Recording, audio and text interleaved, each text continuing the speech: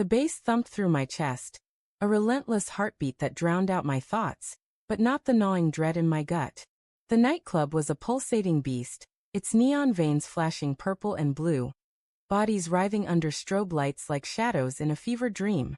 I pushed through the crowd, the air thick with sweat, perfume, and desperation. My eyes scanned for her.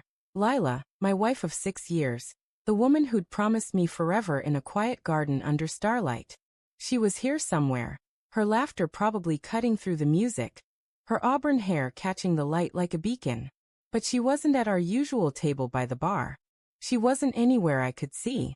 I grabbed the arm of a bartender, his face slick with sweat under the dim glow of a hanging lamp. "Have you seen my wife? Lila? Red dress, hair like fire."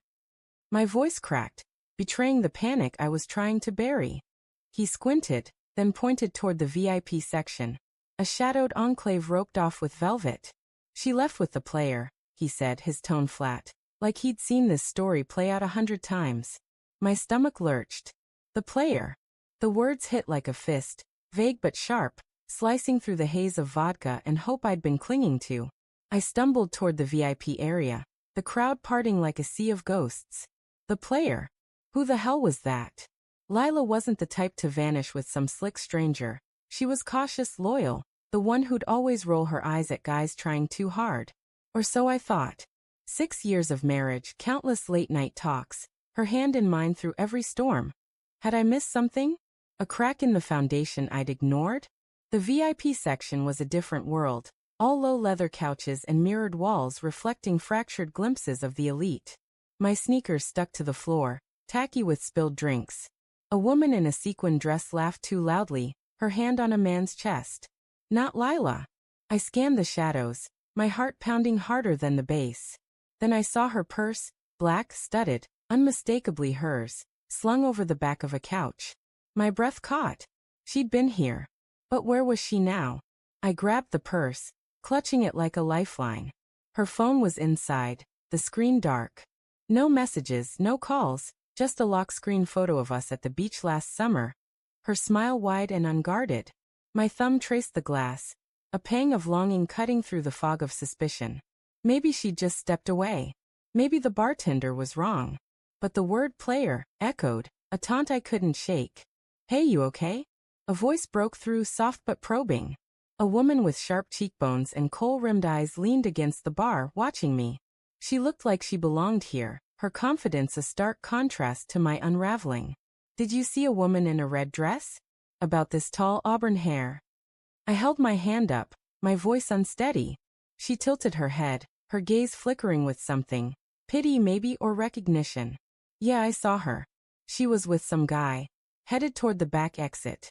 Looked cozy." Her words were careful, like she was trying not to detonate a bomb. My throat tightened. Cozy how? I didn't want to ask, but the question clawed its way out. She hesitated, then shrugged. "Close."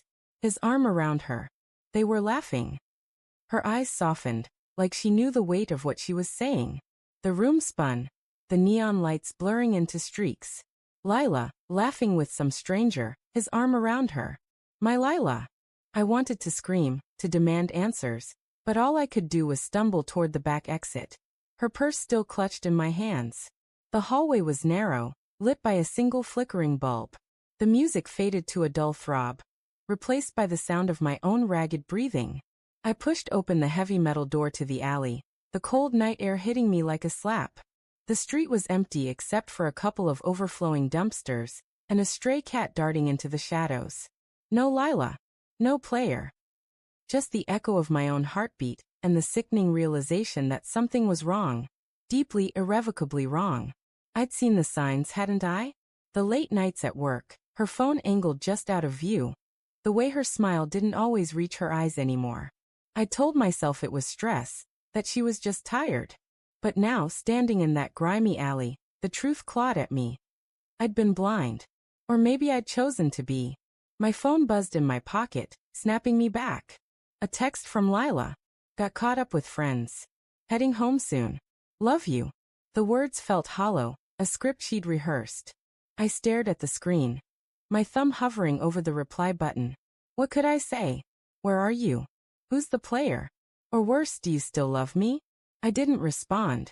Instead, I walked back into the club, the music crashing over me like a wave. I needed answers, not texts. I needed to see her face, to know if the woman I loved was still mine, or if she'd slipped away into someone else's story. Back inside, I scanned the crowd again, my eyes catching on every flash of red, every glint of auburn hair. Nothing. Then a laugh, her laugh, bright and unmistakable, cutting through the chaos. It came from the dance floor, where bodies moved like a tide. I pushed through, my heart racing, until I saw her. Lila in her red dress, her hair glowing under the lights. She was dancing, her movements fluid, alive. And there he was. A man with sharp features, a tailored jacket, his hand resting lightly on her waist. He leaned in, whispering something, and she laughed again, her head tilting back in a way that used to be just for me. I froze, the world narrowing to that single moment. My wife, my Lila, with another man. The betrayal wasn't just in his touch. It was in her ease, her joy, the way she looked at him like he was the only one in the room. I wanted to scream, to tear them apart, but my feet were rooted to the floor, my voice trapped in my throat. Then she saw me. Her eyes widened, her smile faltering for a split second before she recovered, waving me over like nothing was wrong. "Hey babe," she called, her voice too bright, too forced. The man stepped back, his expression unreadable, but his eyes flicked to me, assessing. I walked toward them, each step heavy with the weight of what I knew. "Who's this?" I asked, my voice low, barely audible over the music. Lila's smile didn't waver, but her eyes betrayed her, guilt, fear, something I couldn't name. "This is Marcus," she said, gesturing to the man. "He's an old friend from college. We were just catching up." Marcus extended a hand, his smile easy, practiced. "Good to meet you, man. Lila's told me a lot about you." I didn't take his hand. My gaze locked on Lila, searching for the truth in her face. An old friend. Catching up. But the bartender's words, the woman's pity, the purse left behind, they didn't add up. The air between us crackled with unspoken questions, with the fragility of trust stretched to its breaking point. "Lila," I said, my voice steady now, though my heart was shattering. "We need to talk." Now. Her smile faded, and for the first time that night, I saw her, really saw her. Not the woman I married, but the one standing before me, caught in a moment she couldn't explain away. The music pulsed on, but the world felt silent, waiting for the truth to unravel. And then in the flicker of her eyes I saw it. The confession she hadn't spoken, the betrayal she couldn't undo. The player wasn't just Marcus. The player was her.